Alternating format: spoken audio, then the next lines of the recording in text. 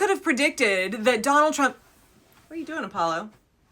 My dude, chill. Who could have predicted that Donald Trump's Great American Fair would be a complete and total shit show? Tonight, right here on the National Mall, we are beginning the most unforgettable birthday party any country has ever seen. Oh, you're gonna have a good time. Just like Donald Trump never had any intention of making America great again, just like the disaster at the reflecting pool and literally everything else, that his failure in the war in Iran, everything that he's done, he's a big fat fucking loser. Everything he touches doesn't turn to gold as much as he would like it to. Tacky, gaudy, gold-plated, and opulent. Now everything he touches turns to absolute shit. On what should be this great semi-quincentennial celebration of the history of the United States, Donald Trump tried to put together something to celebrate himself, right? To turn all of the attention onto himself, because he is a fragile, malignant narcissist, and he needs to have constant attention and approval and adoration from everyone to even begin to feel a tiny bit remotely okay about himself. So when artists found out that it was going to be the me show for Donald Trump, tons of them backed out of this event. And not only that, but we have seen the fair so far in the first 3 days be plagued with not just a lack of performers, but also electrical problems. All of the ice cream was melting. The fair closed early last night due to thunderstorms. American Fair is canceled because of all the rain and lightning.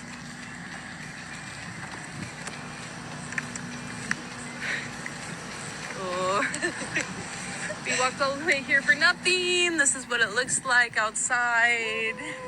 In Terry, there's not even 56 states in all 56 states. So there's the Ferris wheel. And speaking of the Ferris wheel, it was broken for a good chunk of time over the last couple of days. But you know what? Wasn't even really an issue, because it's not like there would have been lines of people waiting to ride the Ferris wheel. The crowds have been minuscule, paltry, tiny, microscopic, smaller than Donald Trump's hands. Nobody wants to go to this thing except for a handful of hardcore MAGA loyalists and influencers. I'm here at the Great American Fair celebrating land and prosperity with the Department of Agriculture. For 250 years, this nation was built by people who were willing to say yes. Farmers who planted seed, builders who laid the foundation, men and women who believed in tomorrow, that tomorrow was worth investing and building into. Because if you are willing and obedient, you will eat the good of the land. And as we celebrate America's 250th, I'm reminded of the prosperity that is in this nation. It's something that was worked hard for. The seeds were planted. And because of that, we've inherited something that we are to steward. So may generations to come be willing to have courageous hearts, walk in obedience with the commitment to steward the land. Did you catch that? Sift through all of that Christianese that white Christian nationalist influencer was using. She said that Americans in the land of the free and the home of the brave, the don't tread on me folks, need to be willing and obedient. Obedient to whom? To whom? If you are willing and obedient, you will eat the good of the land. What a weird fucking thing to say on the anniversary of this country, where we fought a war to get free of a tyrant king, where we refused to bend the knee and be obedient. You see how white Christian nationalism twists everything. But it doesn't matter, because the messaging is not reaching anybody, right? She's just preaching to the same small crowd of, old white men.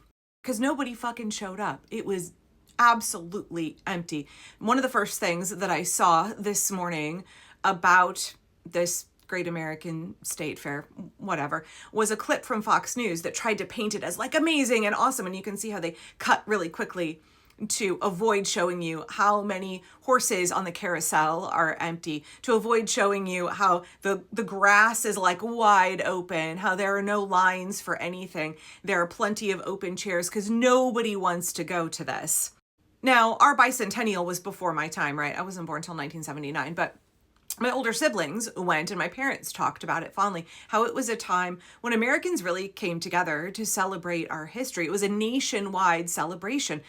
Nobody's celebrating right now. Even the people who are in DC are not showing up to celebrate the 250th anniversary of the United States, because what is there to celebrate? the fact that Republicans are a fascist party trying to dismantle democracy. Like, what is it that we're celebrating? An authoritarian government? Like, nobody feels that freedom is accessible. Nobody feels that what the Great American State Fair is putting on is anything to do with pride in the American story, pride in who we are as people who fought to create a democracy. We understand that what this is meant to be about worshiping Donald Trump. There was this nasty, mock-up of his the Arch de Trump that he wants to put in. I saw another influencer say, hang on a second, let me find the clip. To get to the stupid entrance, you'll see not exactly big lines here today. Not exactly any lines here today. But let's see what happens next. Okay, I'm finally inside this crazy thing after walking blocks and blocks and blocks. There's the Ferris wheel, although huge line Which there. was broken? Kind of weird, kind of empty. There's his freaking arch. He's got a lot of like neoclassical fake stuff along the sides that we're going to visit. There's the Congress. Behind me is the Washington Monument. Oops, hello. Sure, now we're going to go look at this freaking ugly as fuck arch. I mean, honestly, the top stuff looks like the guys from World War II Germany built it. Nasty stuff. Okay, so there we go. Oh my God. I mean, that is the most hideous stuff. It's like from Game of Thrones, the stuff on top. Everything Donald Trump does is just so tacky. It's so tacky. And fascists have always been really bad at art because they don't want free expression. They don't want creativity at all. And so the art that they produce is always just real bad. But Donald Trump doesn't even do art. He just wants, it's not even like brutalism. It's just tacky and tasteless. If there's a better term out there, let me know, because it's just so gaudy. It's just such conspicuous consumption and also so cheap. Like, how can everything Donald Trump does be so expensive, cost the American taxpayer obscene quantities of money, and yet be so fucking cheap and non-functional? Everything he does turns to shit. Everything he does is done poorly because he's inept. The people that he hires are loyal to him but cannot do their fucking jobs. It's not a meritocracy, right? Early on, Day Drunk, Whiskey Leaks, Pete Hegseth, and Donald Trump and Stephen Miller, right, wanting to gut DEI, say this is all about a meritocracy and the people who are most qualified to do the job will get the job. No, it's all of the people who donate to Donald Trump, all of the people who are loyal to him. It absolutely is Donald Trump's own version of DEI. It's called a kleptocracy, partnered with a kakistocracy, those who are willing to steal from the coffers of the American people, and those who are the most incompetent but the most loyal. They get access to the resources, they get to design the programs, and therefore everything is non-functional. From the reflecting pool and all of the peeling paint and the blooming algae to the Great American State Fair, where there is no sense of pride, there's no sense of patriotism, there's no sense of celebration, and nobody is there. Nothing works. The ice cream is melting, the Ferris wheel is broken. Everything is kind of a gaudy facsimile of legitimate monuments. It's, I was going to say it's like a Las Vegas version, but even cheaper. It really is that Donald Trump is a reality TV president. There's no substance. There's no there. There's no desire to put together anything functional. You just need to have the set that holds together for one episode, right? Or one TV season. That's all he needs. It's the veneer, it's the paper tiger, it's the propaganda, it's not having any deliverables at all. The only thing Donald Trump is delivering is American taxpayer dollars into the pockets of for-profit corporations, into the pockets of his donors, into the pockets of his loyalists.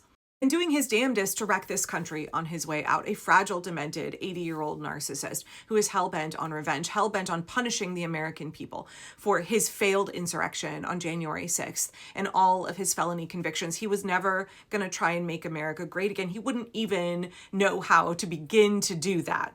And here's the thing, right? The more incompetence, ineptitude, and corruption we see from Donald Trump, the more people peel off from him.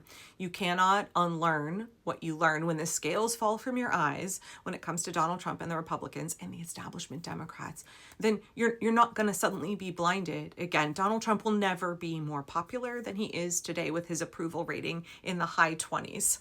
This is not going to strengthen his regime and build loyalty. He's eroding himself with every action that he takes. But we do have to decide that we don't want any more of this. No more of this.